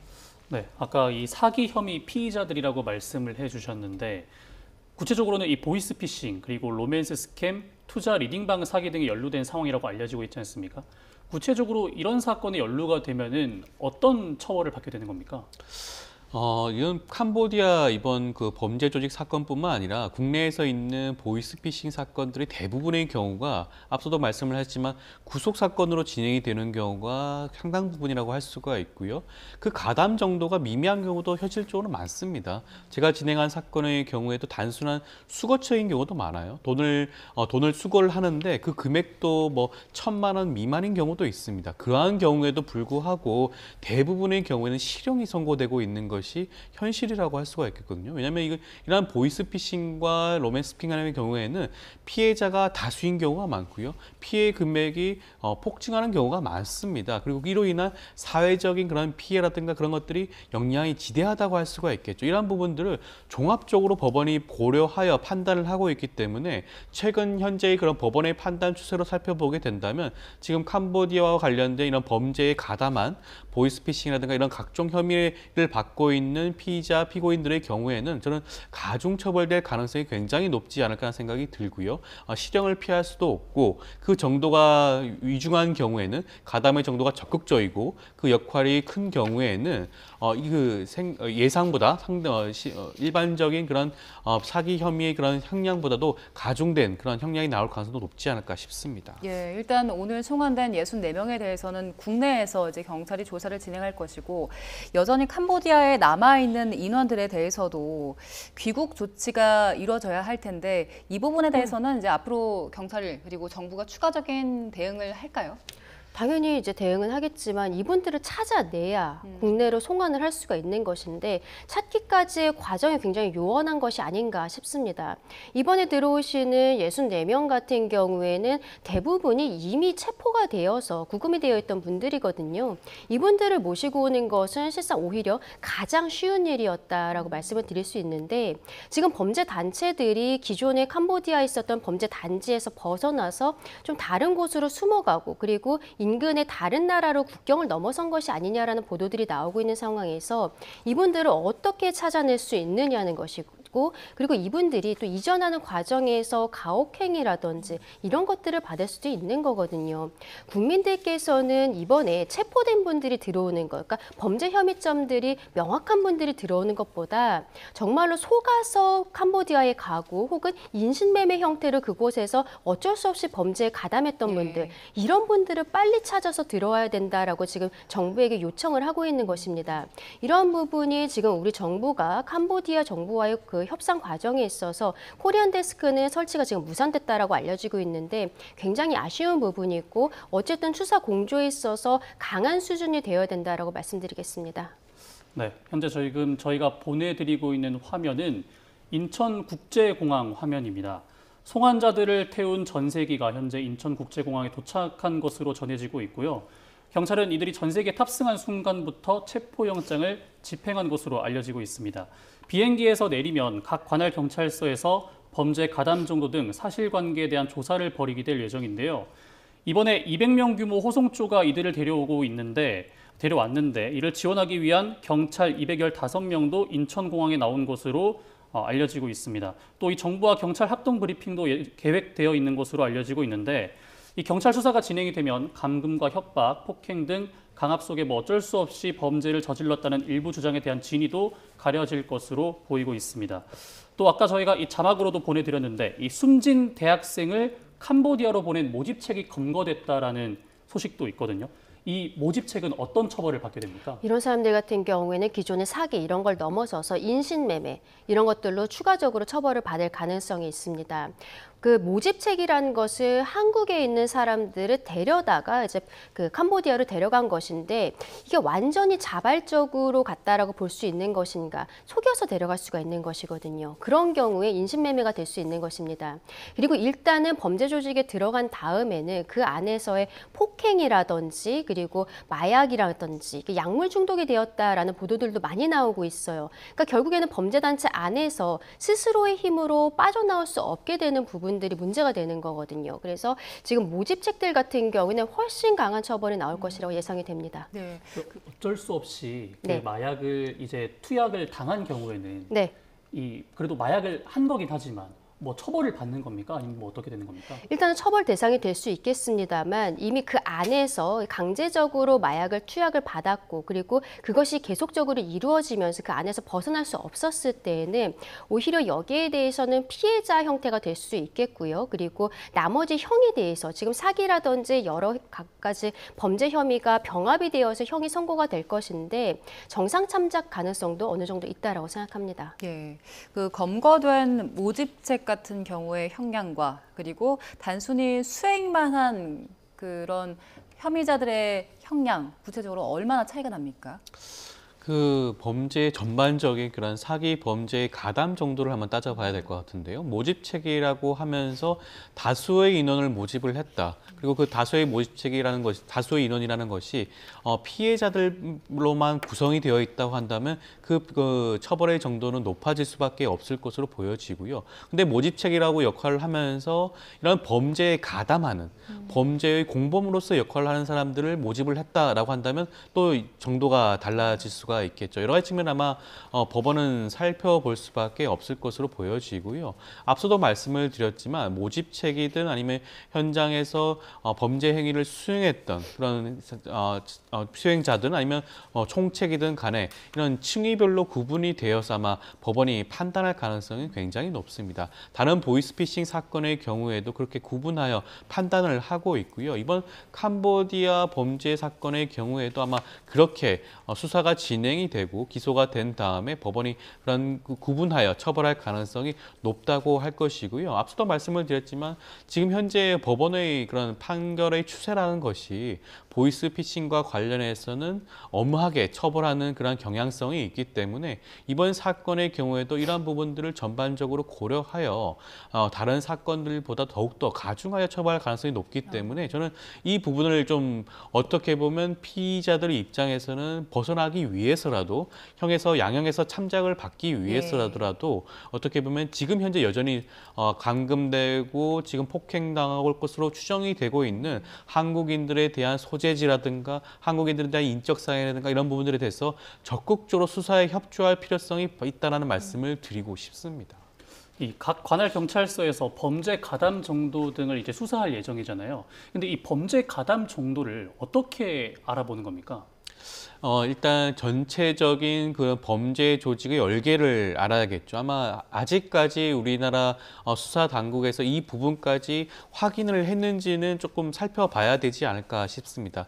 어차피 1차적인 수사는 캄보디아 당국에서 진행을 했던 부분이고요. 캄보디아로부터 전해받은 수사 기록을 바탕으로 해서 지금 송환되는 피의자들을 대상으로 직접 수사를 진행을 하게 되면 전반적으로 이런 범죄 조직의 구성과 얼개를 확인을 할 수 있을 것으로 보여지고요. 그 범죄 조직 내에서 개별적으로 피의자들이 어떠한 역할을 하게 되었는지를 아마 살펴보게 될 겁니다. 그들이 맡게 된 역할이라든가 부여된 임무 그리고 이로 인해서 발생한 피해의 정도 그다음에 피해 금액의 그 정도를 아마 면밀히 따져볼 수밖에 없을 것으로 보여지고요.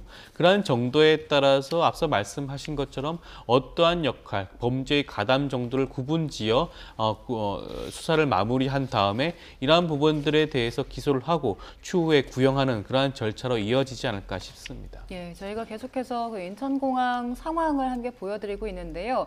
아마 지금쯤은 입국 수속을 받고 있기 때문에 현장에서 눈에 띄는 움직임은 보이진 않고 있습니다.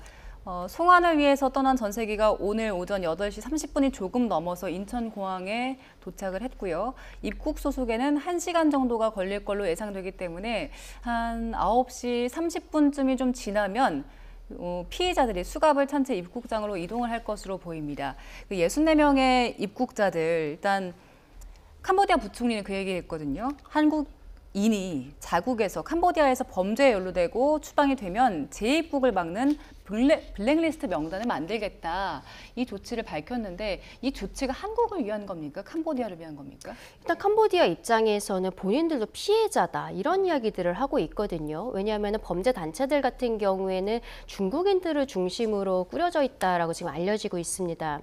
중국인들이 중국이나 뭐 베트남 이런 데 좀 경찰력이 강한 나라에서 활동을 못하고 아무래도 캄보디아 같은 경우에는 지금 뭐 프린스 그룹이라든지 이런 데가 정계화 국가와도 관련이 있다, 연루가 되어 있다라는 보도가 나오는 만큼 이 나라에 대해서 어떠한 범죄를 할 수 있는, 범죄를 좀 용이하게 할 수 있는 지역으로서 선택했을 가능성이 있는 거거든요. 그렇다면은 캄보디아 입장에서는 이번 사태로 인해서 본인들의 국격이 떨어지는 것에 대해 굉장히 좀 우려를 하고 있는 부분들도 분명히 있을 것이라고 생각을 합니다.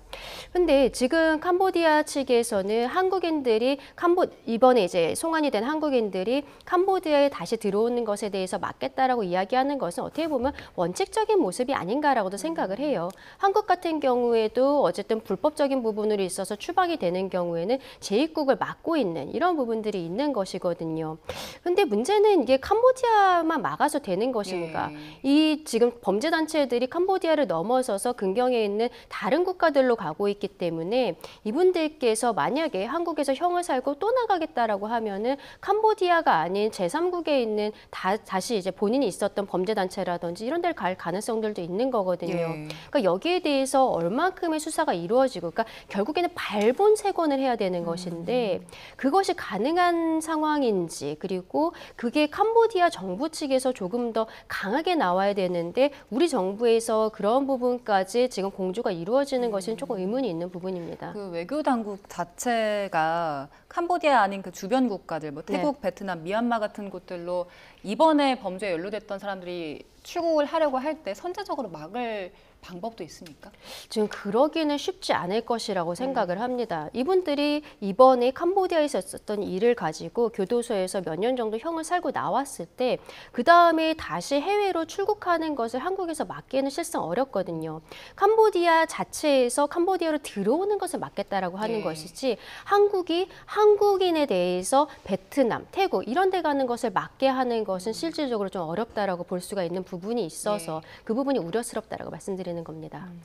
그런데 이 또 캄보디아행을 하겠다라고 했다가 네. 출국을 포기했을 경우에 이 범죄 조직에 의해서 또 보복 조치를 당할 수 있는 우려도 제기되고 있다고 하더라고요. 이런 부분들은 어떻게 좀 막을 수 있을까요? 그렇죠. 이번에 인천공항에 우리 경찰이 나가 있었는데 그 안에서 어떠한 30대 남성이 혼자 출국을 하려고 했고 그 과정에서 불신 검문이 있었던 겁니다. 근데 이 사람 같은 경우에는 텔레그램으로 알게 된 동생이 항공권을 보내줘서 본인이 캄보디아에 가려고 했고 캄보디아 내에서 무엇을 하려는지 경찰에게 제대로 대답을 못한 거예요. 그래서 경찰에서 여기에 대해서 좀 제지를 했고 결국에는 본인이 스스로 안 나가는 것으로 결정을 한 거거든요. 그러면 우리 경찰 입장에서는 이분에 대해서 참고인으로라도 조사를 할 수밖에 없는 것이고 그러면 그 과정에서 항공권을 사준 사람 이런 것들에 대해서 이분은 진술할 수밖에 없는 것입니다. 그러면 이 범죄단체 입장에서는 또 한국에도 관련된 사람들이 지금 있는 것으로 생각이 되기 때문에 이분에 대해서 어떤 해코지 같은 것이 있을 수 있는 것이죠. 그래서 경찰에서는 계좌를 바꾼다라든지 연락처를 바꾸고 이런 것들이 필요하다라고 이야기하고 있습니다. 예, 현장 상황이 알려져서 조금 더 전달을 해드리면요. 일단 송환된 전세기는 말씀드렸던 것처럼 오전 8시 30분쯤에 도착을 했고 1시간 정도의 입국 수속을 거친 뒤에 잠시 뒤 9시 한 3, 40분쯤이면은 수갑을 찬 채 입국장으로 이동을 할 것 같습니다. 그리고 그 이후에는 차량 23대로 나눠서 호송이 될 것이라고 경찰 쪽에서 밝혔는데요. 차량 23대를 동원해서 인천공항에서 분산돼서 호송이 될 것으로 보입니다. 일단 현장 상황이 조금 더 들어오면 다시 한번 정리를 해드리고요. 이렇게 64명이 국내로 송환이 되긴 했는데 여전히 구인 광고 같은 문제가 심각하기 때문에 저희가 앞서 짚어봤지만 중요한 문제이기 때문에 다시 한번 좀 짚어보겠습니다. 구인 광고가 계속 성행을 하고 있는 것들 그리고 그 구인 광고에 청년들이 계속 캄보디아 행을 선택하는 이유 어디에 있다고 보십니까? 그런 구인 광고 자체를 막고 방지하고 삭제하는 것도 중요한 선제적인 조치라고 할 수도 있겠죠. 그렇기 때문에 지금 이재명 정부에서도 이 부분에 대해서 지적을 했고 방심해서 그 부분들을 긴급적으로 삭제하는 조치를 취하고는 있습니다. 그렇지만 그런 구인 광고가 그렇다고 해서 사라지고 있는 것은 아닌 것으로 보여지거든요. 끊임없이 올라오고 있고 그 구인 광고를 보고 지금 이 순간에도 이에 현혹되어서 출국을 하려는 그런 사람들이 있다고 하지 않겠습니까? 그런 부분을 살펴보게 되면 왜 이러한 일이 발생을 하고 있는지에 대해서 아마 우리나라 차원에서 한번 살펴봐야 될 문제가 아닌가라는 생각이 들고요.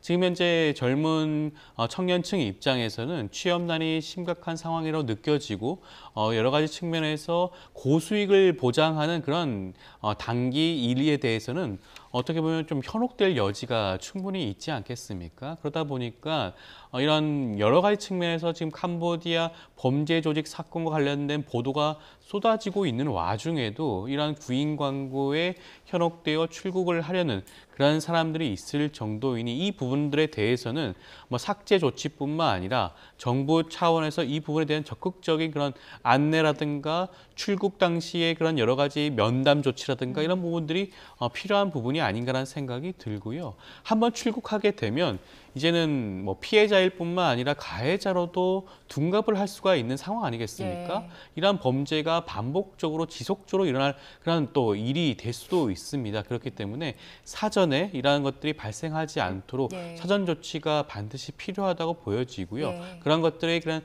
시작점은 삭제 조치뿐만 아니라 이 부분들에 대한 위험성을 충분히 안내하고 출국조차 하지 못하는 방향으로 하는 것이 옳지 않을까 싶습니다. 네, 지금 당국에서도 조치를 좀 하고는 있지만 그 광고를 본 분들도 스스로 경각심을 네. 가져야 할 것 같거든요. 그 캄보디아에 계시는 선교사가 얘기한 바에 따르면 일단 이런 저개발 국가에서 한 달에 1,000만 원씩 주는 일은 절대 없다. 이렇게 강조하기도 했는데 이 부분에 대해서 다시 한번 좀 역설해 주세요.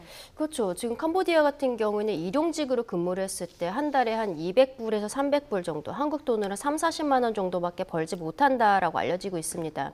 우리가 상식적으로 생각을 해도 대한민국보다 캄보디아에서의 급여 수준이 낮을 수밖에 없다라는 것은 누구나 알고 있는 거잖아요. 그리고 어떤 자격증이라든지 이런 것들을 요구하지도 않는 상황에서 단순히 텔레마케터 이런 것들을 하면서 한 달에 500만 원, 1,000만 원을 받는다는 것은 범죄와 관련이 있다라는 생각을 당연히 해야 된다라고 생각합니다.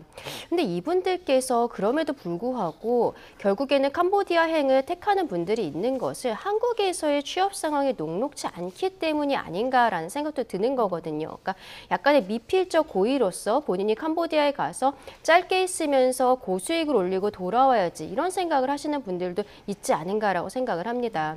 이런 것들에 대해서 돌아올 수 없는 범죄 행위라는 부분들 이런 거를 조금 더 강하게 우리 정부에서 좀 젊은 층에게 이거를 좀 공익 광고라든지 이런 형태로라도 계속 예. 이야기를 해야 되는 것이 아닌가라고 생각을 하고요. 그리고 여기에 대한 처벌이 굉장히 강하게 이루어질 수 있다라는 부분들도 분명히 알려줘야 된다라고 생각을 합니다. 왜냐하면 이번에 이 사건이 지금 커지는 것도 결국에는 한국인 대학생이 캄보디아에 가서 그 뭐 거의 전신의 구타를 받은 상황에서 죽은 채로 이제 사망한 채로 발견이 되었기 때문에 언론에서 크게 보도가 된 상황 아니겠습니까? 그러니까 사망에 이를 수 있다라는 것도 어느 정도 알면서도 캄보디아로 가는 것이 아닌가 하는 생각을 할 수밖에 없는 것이죠. 이만큼 지금 젊은 층의 취업에 있어서 그리고 삶에 있어서 굉장히 어려운 상황이라는 것에 대해서 정부가 조금 더 세심한 정책적인 배려가 필요하지 않은가라고도 생각합니다. 그런데 이 장집이라고 불리는 대포통장 모집책은 뭐 잠시 지나가는 태풍이다. 대포통장의 장주가 간다고 우기면 캄보디아행을 못 막는다. 뭐 이런 발언을 하고 뭐 이렇게 모집원들을 회유에 나서고 있는 상황인데 이 모집책에 대한 추적과 그에 따른 처벌에 대한 확실한 경고가 조금 필요해 보이거든요. 그렇죠. 근데 일단은 이들이 왜 이렇게 이야기하는가를 생각하면 지금 한국에서 앞서도 제가 그 30대 남성이 인천공항에서 경찰에 약간 구신 검문에 걸려서 나가지 않은 상황이 있다라고 말씀을 드렸잖아요. 근데 이것도 강제적으로 할 수 있는 부분은 아닌 겁니다. 경찰이 가서 조금 의심스러워 보이는 사람들에게 상황을 물어보고 캄보디아 내에서 무엇을 할 것인지 제대로 대답하지 못하는 사람에 대해서 심층 면접을 하면서 범죄 혐의와 연루되어 있다라고 생각하는 분들에게 좀 강하게 제지를 하는 거거든요. 그러니까 지금 대포폰이라든지 대포 통장을 만든 이 모집책들 같은 경우에는 그 강제력이 없기 때문에 나가겠다라고 하면 이것을 완전히 막을 수는 없으니까 일단은 들어와라라고 강요를 하는 것이 아닌가 싶습니다. 그러니까 지금 우리 입장에서는 캄보디아에 대해서 뭐 여행 금지라든지 이런 것들도 내리고는 있습니다만 조금 더 강력한 조치가 필요한 것이 아닌가라고도 생각합니다. 예. 캄보디아 내 그 범죄단체에 가담한 사건들 여럿 있었는데 그중에서 그 스캔 범죄 판결 어땠는지도 좀 보겠습니다. 최근 1년 동안 판결문 14건 중에 그 피고인들이 모두 실형을 선고받았더라고요. 그렇죠. 이런 보이스피싱과 관련된 사기 사건의 경우에는 대부분의 경우에 실형이 선고되고 있다고 할 수가 있겠고요. 이번 캄보디아와 관련된 사건도 마찬가지라고 할 수가 있겠습니다. 물론 범죄의 가담 정도와 그런 행위에 따라서 조금의 시간의 차등은 있다고 하겠지만 대부분의 경우에 실형, 징역형이 나왔다고 할 수가 있고요. 그 가담의 정도의 행위 태양을 살펴보게 된다고 한다면 주식 리딩방 사기 혐의를 하면서 사기 행위를 하면서 통역하고 번역하는 역할을 한 경우에도 5년 이상의 실형이 나올 경우에 정도예요. 예. 그렇다고 한다면 앞서서 말씀하셨던 그런 총책 역할을 한다라든가 아니면 모집책 역할을 했다라든가 적극적으로 범죄에 가담했다라고 한다면 그와 같은 피고인의 경우에는 이 이상의 형이 선고될 가능성이 굉장히 높다고 하겠죠. 그리고 그 중에는 단순히 그런 사기 행각뿐만 아니라 그 당시 뭐 피해자를 대상으로 한 폭행을 하고 감금을 하고 구타를 하고 이런 행위까지 한 자들도 있지 않겠습니까? 그런 경우에는 그 처벌의 정도가 지금 말씀하신 그러한 사건의 정도보다 훨씬 더 위중하게 나올 가능성이 높지 않을까 싶습니다. 예. 네, 이 단순히 계좌나 명의를 제공한 사람이랑 핵심 업무를 수행한 사람의 경우에도 이 형량이 좀 다르게 적용될 수 있다고 보여지겠죠? 그렇죠. 범죄의 가담 정도가 다르다고 할 수가 있겠고요.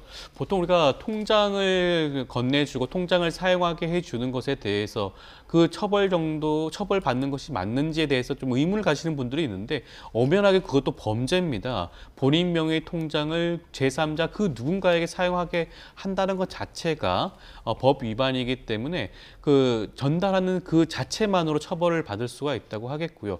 물론 본인이 그런 대포 통장을 전달하는 면에서만 그친다고 한다면 어떻게 보면 그 사기 혐의 전체에 포섭이 되어서 공범으로 처벌되지 않을 가능성도 있긴 합니다. 어떠한 사건의 다른 사건들의 경우에는 이러한 사기의 공범이 아니라 통장을 전달한 전자통신법 위반으로만 처벌되는 경우도 있거든요. 그렇기 때문에 그 관련해서는 어떠한 범죄 행위를 저지르는지에 대해서 한번 따져봐야 될 문제라고 하겠고요.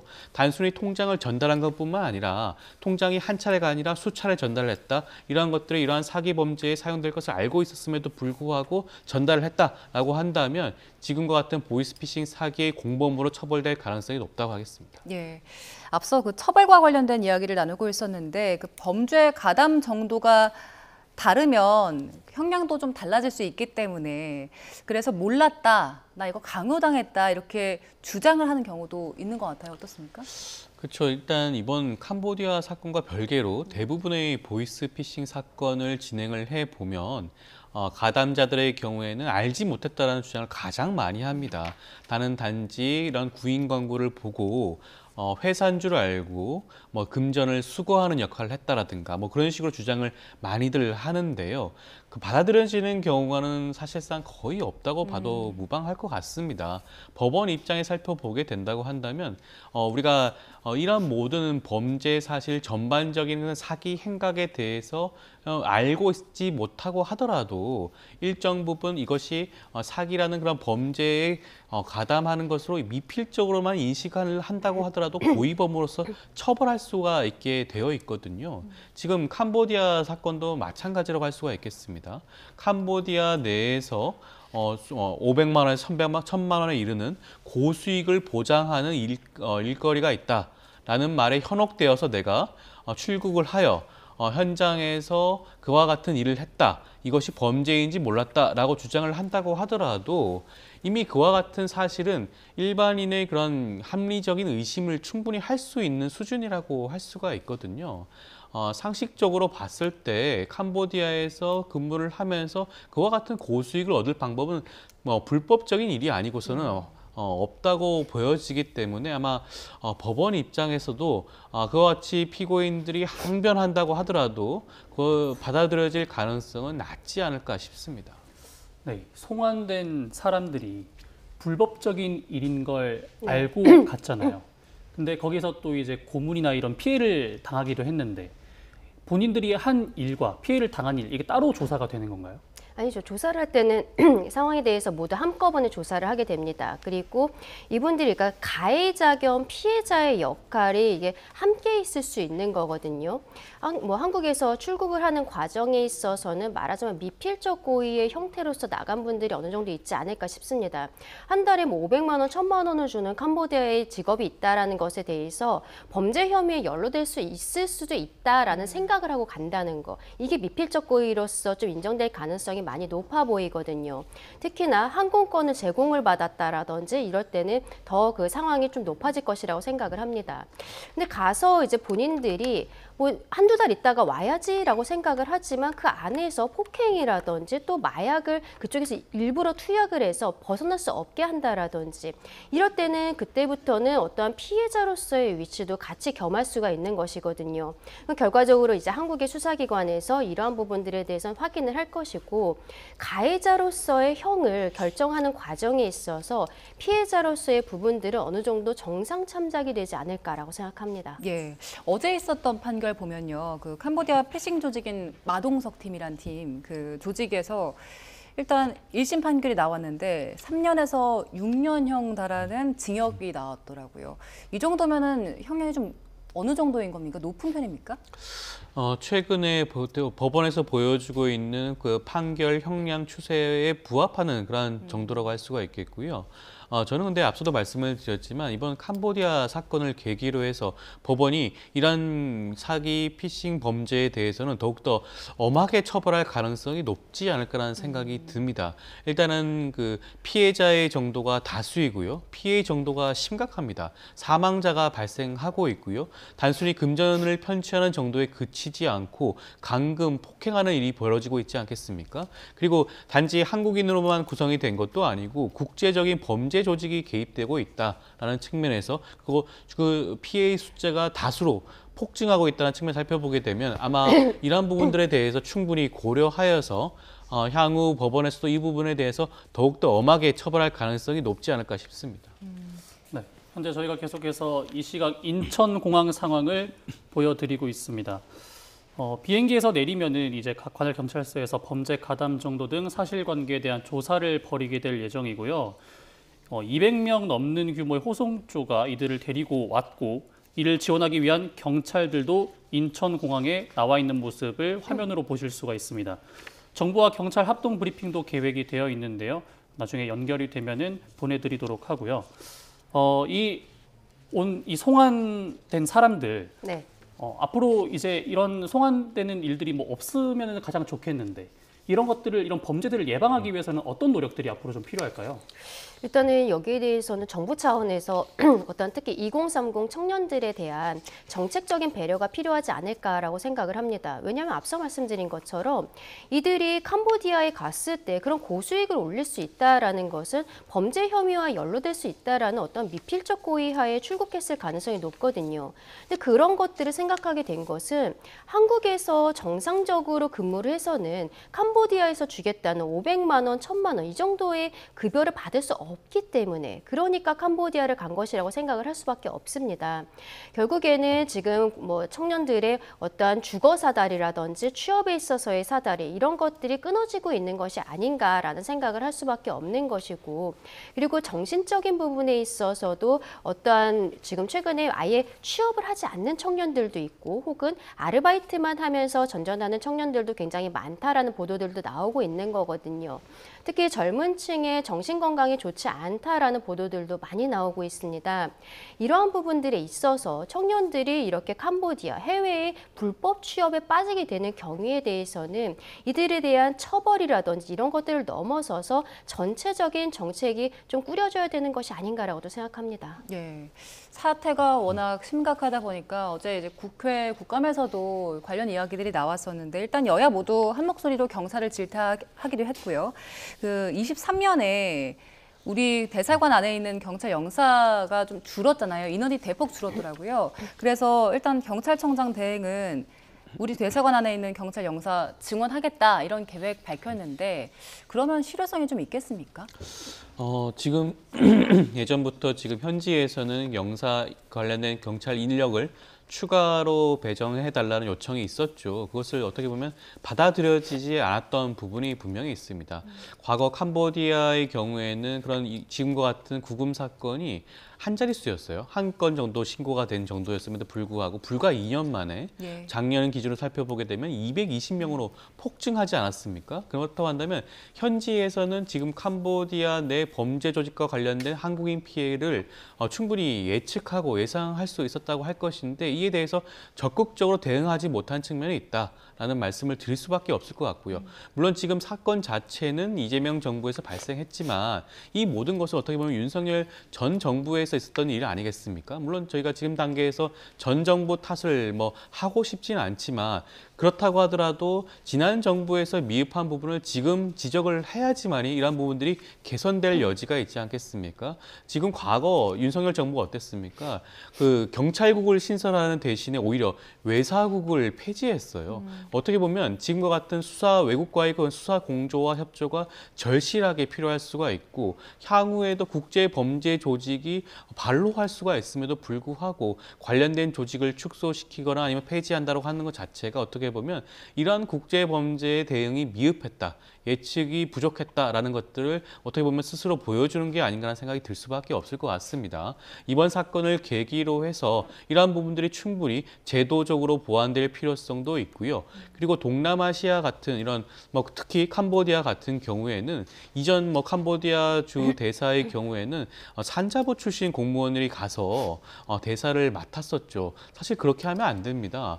외교 전문가가 가서 현지에서 해당 당국과 긴밀한 그런 협조와 공조를 할 수가 있는 그러한 역할을 맡을 수 있는 분이 대사로서 부임을 해야 맞겠죠. 그러한 측면도 앞으로 향후에는 한번 살펴봐야 될 문제가 아닌가 싶습니다. 이 다음 주에 캄보디아 현지 웬치를 방문해서 현장 국감이 진행될 예정이잖아요. 이 정부나 수사 당국이 감지하지 못한 문제 여부를 점검하겠다라는 건데 그럼 효과적인 점검이 이루어질 수 있을까요? 물론 지금 국회의원들이 현장 감사를 하는 거는 검증을 하는 것 자체가 수사관으로서 하는 건 아니죠. 그렇지만 우리나라 국회의원들이 범죄 현장을 직접 찾아서 이를 확인한다는 것 자체가 주는 시그널은 저는 분명히 있다고 보여집니다. 캄보디아 당국에서도 이를 단지 흘려서 생각할 수가 없는 부분이거든요. 얼마나 대한민국 국회가 이 사건에 대해서 위중하게 보고 있는지를 보여주는 것이라고 할 수가 있겠고요. 그렇다고 하면 마찬가지입니다. 우리나라 당국의 입장에서도 국회의원들이 현장에서 이 부분들을 검증하겠다고 하는데 적극적으로 대응하고 이에 대한 협조와 조치를 취할 수밖에 없겠죠. 이러한 모습 하나하나가 쌓이는 것입니다. 지금 캄보디아 현지에서 여전히 남아있을 수 있는 범죄 조직과 그의 피해자로서 추정이 되는 한국인들이 다수가 있기 때문에 이 부분들에 대해서 이와 같은 현장 검증 절차를 통해서 해결될 수 있는 하나의 계기가 될 수도 있지 않을까 싶습니다. 예, 현장 가서는 좀 실효성 있게 좀 제대로 된 정보들을 좀 파악했으면 좋겠는데 어떤 점들 물어봐야 될까요?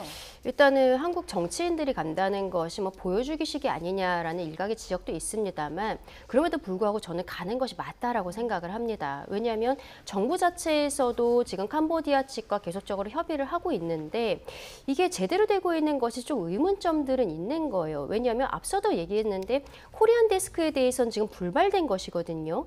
TF를 만들어서 수사 공조를 하겠다라고 하지만 결국의 내용을 보면은 캄보디아 당국에서 수사한 것을 일방적으로 우리에게 그냥 정보를 넘겨주겠다라는 형태인 것입니다.